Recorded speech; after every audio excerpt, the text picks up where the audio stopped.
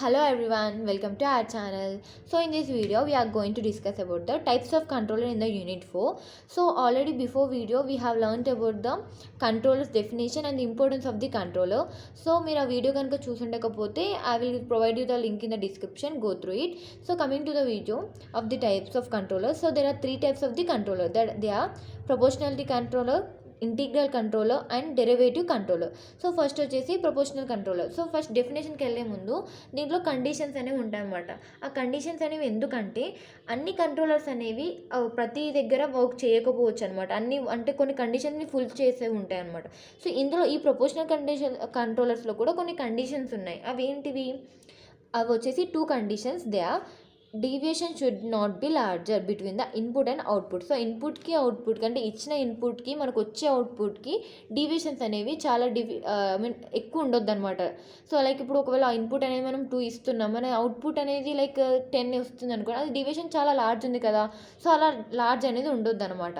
So next వచ్చేసి deviation should not B sudden, అంటే సడన్గా ఉండొద్దు. అంటే ఆ డీవియేషన్ ఎప్పుడు మనకి 1 ఉండదు, మనం ఇచ్చింది 1 అయితే మనకు అవుట్పుట్ అనేది 10 రావచ్చు, కానీ ఎలా కాకపోతే సడన్గా ఉండొద్దు అనమాట. లైక్ ఫస్ట్ 1 ఇవ్వగానే వెంటనే 10 అనేది రావద్దు అనమాట. అలా సడన్గా ఉండొద్దు ఆ డీవియేషన్ అనేది.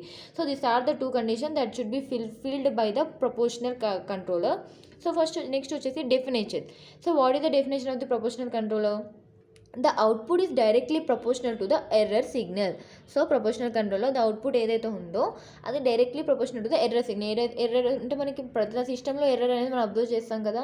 సో ఇక్కడ వచ్చేసి కూడా అవుట్పుట్ అనేది directly proportional to the error signal. So మ్యాథమెటికల్గా దాన్ని ఎలా ప్రొడ్యూస్ చేయొచ్చు? A of T is directly proportional to the E of T. E of T అంటే ఏంటి? మనకి ఇక్కడ ఎర్రర్ సిగ్నల్, ఇక్కడేమో ఇది అవుట్పుట్ అనమాట. సో ఇక్కడ మనకి ఇది ఏవైతే ఉందో ప్రపోర్షనాలిటీ, ఇదేమో proportionality, sign of the proportionality. So దీన్ని మనం ఇది ప్రపోర్షనాలిటీ సింబల్ తీసేస్తే మనకి ఎలా వస్తుంది? A of T is equals to KP into AE of T. అంటే ఇక్కడ కేపీ అంటే ఏంటి? Proportional constant. అండ్ దీన్ని మనం కంట్రోలర్ గెయిన్ అని కూడా అనవచ్చు అనమాట. ఇక్కడ మనకి ఏంటి? ఈ కేపీ అనేది పీ అంటే ఇక్కడ ఏంటి? ప్రపోర్షనల్. సో ఇక్కడ ప్రపోర్షనల్ కాన్స్టెంట్, దీన్ని కంట్రోలర్ గెయిన్ అని కూడా అని పిలుస్తాము. సో ఇక్కడ కేపీ అనేది ఉంది కదా, ఈ కేపీ అనేది ఎప్పుడైనా యూనిటీ కంటే ఎక్కువ ఉండాలన్నమాట. సో ఇప్పుడు ఈ KP should be greater than the unity. So ఇది ఎందుకు యూనిటీ కంటే గ్రేటర్ ఉండాలి? దానివల్ల ఏం యూజ్ మనకి? So if the value of the KP is kept greater than a unity, then it will amplify the error signal and thus amplified error signal can be detected easily. అంటే ఇప్పుడు ఇది greater, మనం ఈ KP అంటే ఏదైతే proportional constant ఉందో మనకి ఎక్కువ 1 కంటే ఎక్కువ పెట్టడం వల్ల ఇందులో ఎర్రర్ అనేది ఉంది కదా, ఆ ఎర్రర్ సిగ్నల్ని యాంప్లిఫై చేస్తుంది అనమాట. ఆ యాంప్లిఫై చేసి ఆ సిస్టంలో నుంచి ఈ ఎర్రర్ సిగ్నల్ని మొత్తంగా డిటెక్ట్ చేయొచ్చు, ఈజీగా డిటెక్ట్ చేసుకోవచ్చు అనమాట ఈ గ్రేటర్ 1 ఉంటే. So this is the proportionality controller. So దీంట్లో అడ్వాంటేజెస్ అండ్ డిసడ్వాంటేజెస్ కూడా ఇప్పుడు చూద్దాము. సో అడ్వాంటేజెస్ వచ్చేసి ఇట్స్ లైక్ పీసీ అని రాశాను ఇక్కడ. పీసీ అంటే proportionality controller. So it helps in reducing the steady state error, make system more stable. అంటే ఇది స్టడీ స్టేట్ మనం చదివాం కదా. సో గ్రేటర్ దెన్ 1 ఉంటే మనం ఎర్రర్ని డిటెక్ట్ చేసుకోవచ్చు కదా. సో ఈ మన ఎర్రర్ని డిటెక్ట్ చేసి అంటే రెడ్యూస్ చేసి ఆ సిస్టమ్ ఏదైతే ఉందో దాన్ని మోర్ స్టేబుల్గా చేస్తుంది అనమాట. సో నెక్స్ట్ వన్ ఏంటి? Slow response of the overdamped system can be made faster. ఒకవేళ సిస్టమ్ అనేది స్లోగా రెస్పాన్స్ తీసుకుంటుంది అనుకోండి, సో దాన్ని మనం ఈ ప్రపోర్షనాలిటీ కంట్రోలర్ యూజ్ చేసి దాన్ని ఫాస్ట్గా చేసుకోవచ్చు. సో డిసడ్వాంటేజ్ ఏంటి మనకి ఇక్కడ? Offsets in the system. అంటే ఇందులో మనకి ఈ ప్రపోర్షనాలిటీ కంట్రోలర్స్ యూజ్ చేసినప్పుడు ఈ ప్రెజెన్స్ వల్ల మనకి ఆఫ్సెట్స్ అనేవి ప్రొడ్యూస్ అవుతాయి అన్నమాట సిస్టంలో. నెక్స్ట్ వచ్చేసి increase maximum overshoot. Maximum overshoot ఏదైతే ఉందో అంటే మనకి ఎక్కువ వాల్యూస్ అనేవి ఏవైతున్నాయో అవి కూడా మనకి బాగా ఇంక్రీజ్ అవుతాయి. అంటే మ్యాక్సిమం అంటే ఏంటి? ఎక్కువ అనడం కదా. సో ఈ ప్రపోర్షనాలిటీ కంట్రోలర్స్ యూజ్ చేసినప్పుడు అవి ఇంకా ఇంక్రీజ్ అయిపోతూ ఉంటాయి అనమాట. So this is all about the proportionality controller. So second one ఏంటి మనకి? Integral controller. సో దీన్ని మనం రీసెట్ కంట్రోల్ అని కూడా అనవచ్చు అనమాట. సో ఫస్ట్ దీని డెఫినేషన్కి వస్తే, integral controller the output is directly proportional to the integral of the error signal. అంటే అవుట్పుట్ ఏదైతే ఉందో directly proportional to the integral of the error signal. So ఇక్కడ మీరు అబ్జర్వ్ చేయాల్సింది ఇంటిగ్రల్ అనమాట. సో ఇంటిగ్రల్ అంటే ఏంటి? ఇక్కడ మ్యాథమెటికల్లీ ఎలా రాస్తాం? A of T is directly proportional to the integral of 0 to t E of T DT. So E of T అంటే ఏంటి మనకి ఎర్రర్ సిగ్నల్. సో ఇదేమో ఇంటిగ్రల్ అనమాట.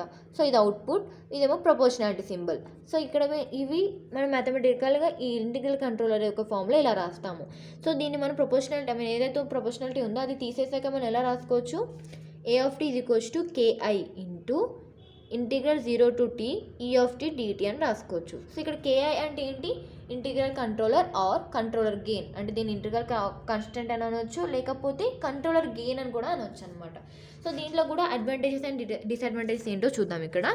సో మనకి దీనివల్ల అడ్వాంటేజ్ ఏంటి, due to their unique ability they can return controlled variable back to exact set point. అంటే ఇప్పుడు మనకి ఏదైతే ఇప్పుడు మనం ఈ కంట్రోలర్ వల్ల యూజ్ ఏంటి, మనకి ఏదైనా ఉన్నా కంట్రోల్ చేసుకోవచ్చు. అంటే ఎర్రర్ ఉన్నా లేకపోతే సంథింగ్ ఏదైనా కంట్రోల్ చేయాలన్నా మనం వీటి వల్ల కంట్రోల్ చేసుకోవచ్చు కదా. సో ఇక్కడ ఈ యూనిక్ దీంట్లో ఒక ఎబిలిటీ ఉంది, అది ఏంటి, మనం కంట్రోల్ చేసిన వేరియబుల్స్ని కూడా మళ్ళీ ఎగ్జాక్ట్ సెట్ పాయింట్, అంటే మనం ఎక్కడి నుంచి కంట్రోల్ చేసామో, ఇప్పుడు లైక్ వాల్యూ అనేది ఒక 10 ఉంది అనుకోండి. సో దాన్ని కంట్రోల్ చేసి 1కి తెచ్చాము. సో ఆ 1 తెచ్చాక కూడా మళ్ళీ మనం ఆ 10లోకి సెట్ చేసుకోవచ్చు అనమాట, to exact set point following a disturbance. That's why, అంటే కానీ కాకపోతే ఇందులో ఏమొస్తుందంటే డిస్టర్బెన్స్ అనేది క్రియేట్ అవుతుంది ఇందులో. అందుకే మనం దీన్ని రీసెట్ కంట్రోల్ అని కూడా అంటాం. ఎందుకంటే మళ్ళీ రీసెట్ చేసుకుంటున్నాం కదా, అంటే మనకు కావాల్సిన దాన్ని ఏదైతే మనం చేసామో కంట్రోల్ చేసామో దాన్ని మళ్ళీ బ్యాక్ తీసుకొచ్చుకుంటున్నాం కాబట్టి దీన్ని రీసెట్ కంట్రోలర్ అని అంటాం. సో డిసడ్వాంటేజ్ ఏంటి దీంట్లో, it tends to make the system unstable because it response slowly towards the produced error. అంటే మనకి ఎర్రర్ ప్రొడ్యూస్ అయినప్పుడు ఇది స్లోగా రెస్పాన్స్ అవుతుంది అనమాట. ఇప్పుడు స్లోగా రెస్పాన్స్ అవుతే అది ఎప్పుడు స్టేబుల్ అవుతుంది, సో దానికి స్టేబుల్ అయ్యే పాసిబిలిటీ ఉండదు. అందుకే ఇది స్లో రెస్పాన్స్ వల్ల దాని ఎర్రర్ వచ్చినప్పుడు ఫాస్ట్గా రెస్పాన్స్ అయిందనుకోండి, ఆ ఎర్రర్ని డిటెక్ట్ చేసే ఛాన్సెస్ ఉంటాయి.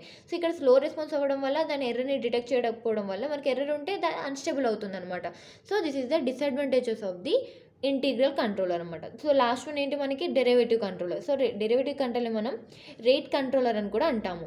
సో దీంట్లో వచ్చేసి ఏమిటంటే ఈ డెరివేటివ్ కంట్రోల్ని ఎప్పుడైనా దీని ఒక్కదాన్ని యూజ్ చేయలేము. అంటే మనం బిఫోర్లో ప్రొపోర్షనాలిటీ అండ్ ఇంటిగ్రల్ని సింగిల్గా కూడా యూజ్ చేసుకోవచ్చు, కానీ ఈ డెరివేటివ్ని యూజ్ చేసుకోలేము డెరివేషన్ని.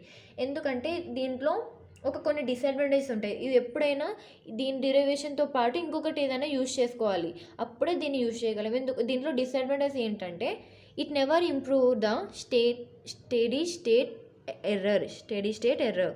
సో దీంట్లో ఉన్న ఎర్రర్ని ఎప్పుడు ఇంప్రూవ్ చేసుకోలేదు, అంటే దీనికి ఎప్పుడు ఛాన్స్ ఉండదు అన్నమాట దాన్ని చేంజ్ చేసుకునే ఛాన్స్. సో నెక్స్ట్ వన్ ఏంటి, it produces saturation effect and also amplifies the noise signal produced in the system. అంటే ఇంకొక డిసడ్వాంటేజ్ ఏంటి, మనకి సాచురేషన్ ఎఫెక్ట్స్ అనేవి ఉంటాయి అన్నమాట ఇందులో, అండ్ ఇవి నాయిస్ని కూడా యాంప్లిఫై చేసేస్తుంది అనమాట. సో దీంట్లో ఇందుకే ఈ డిసడ్వాంటేజెస్ వల్ల మనము ఇప్పుడు దీన్ని సింగిల్గా యూజ్ చేయమన్నమాట. దీన్ని డెరివేటివ్ అంటాం, డెరివేటివ్ కంట్రోలర్. సో మనకి డెఫినేషన్కి వెళ్తే, derivative controller the output is directly proportional to the derivative of the error signal. So directly proportional దేనికి ఉంటుంది, ఇక్కడ డెరివేటివ్. సో ఇక్కడ మీరు నోట్ చేసుకోవాల్సింది డెరివేటివ్. సో ఇక్కడ డెరివేటివ్ అంటే d/dt.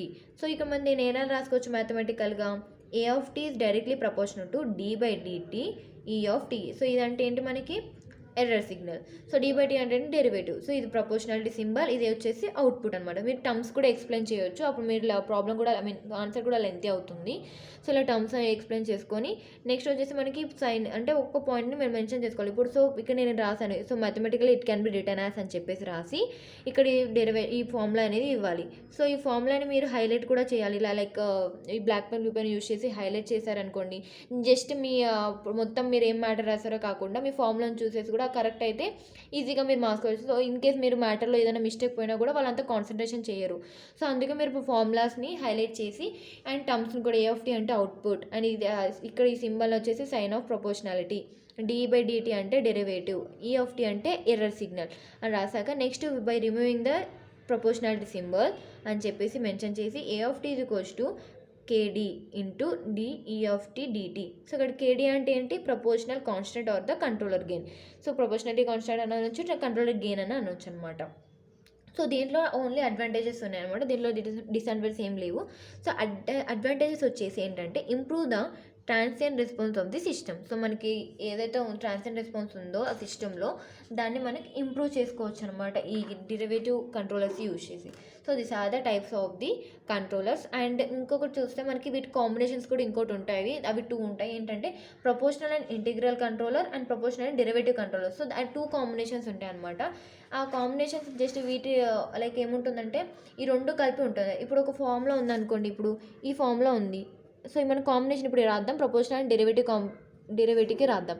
సో ఇది వచ్చేసి A of T is directly proportional to DE of T by DT plus A of T proportional to E of T. So ఇక్కడ అర్థమైంది కదా, డెరివేటివ్ ఫార్ములాని అండ్ ప్రపోర్షనాలిటీ ఫార్ములాని రాస్తున్నాం ఇక్కడ. సేమ్ అలానే మనకి ప్రపోర్షనల్ అండ్ ఇంటిగ్రల్ యాడ్ అవుతే ఏమవుతుంది, A of T is proportional to integral E of 0 to t E of T plus A of T directly proportional to the E of T. So ఇలా రాస్తామన్నమాట. వాటి combinations in case అడుగుంటే proportional integral controller రాయండి and proportional derivative రాస్తే మీరు just మరి formulas వచ్చేసి ఆ రెండింటిని యాడ్ చేసి రాస్తారన్నమాట. ఫార్ములా కూడా మీరు అండ్ మీ డెఫినేషన్ కూడా ఈజీగా రాయొచ్చు.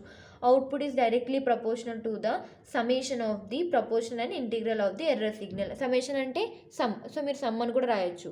So the output is directly proportional to the sum of derivative and proportional error signal అని చెప్పేసి డైరెక్ట్ ఈ ఫార్ములాస్ని మెన్షన్ చేయొచ్చు. సో వీటిని టర్మ్స్ని కూడా ప్రపోర్షనల్ తీసాక ఏమవుతుంది, ఇక్కడ కేఏ అవుతుంది, ఇక్కడ కేపీ అవుతుంది. సేమ్ ఇక్కడ కూడా కేడీ అవుతుంది, ఇక్కడ కేపీ. సో అలా ఇక్కడ కేడీ అండ్ ఇక్కడ కేఏ ఇలా అవుతుంది అనమాట. సో వాటి ప్రపోర్షనాలిటీ కూడా ఎక్స్ప్లెయిన్ చేయొచ్చు, కేడీ అంటే ఏంటి, కేఏ అంటే అని ఎక్స్ప్లెయిన్ చేయొచ్చు. సో ఇలా మీరు ఈ కాంబినేషన్స్ అడిగినా కూడా ఇలా మెన్షన్ చేసి రాసుకోవచ్చు అనమాట. These are the types of the controllers.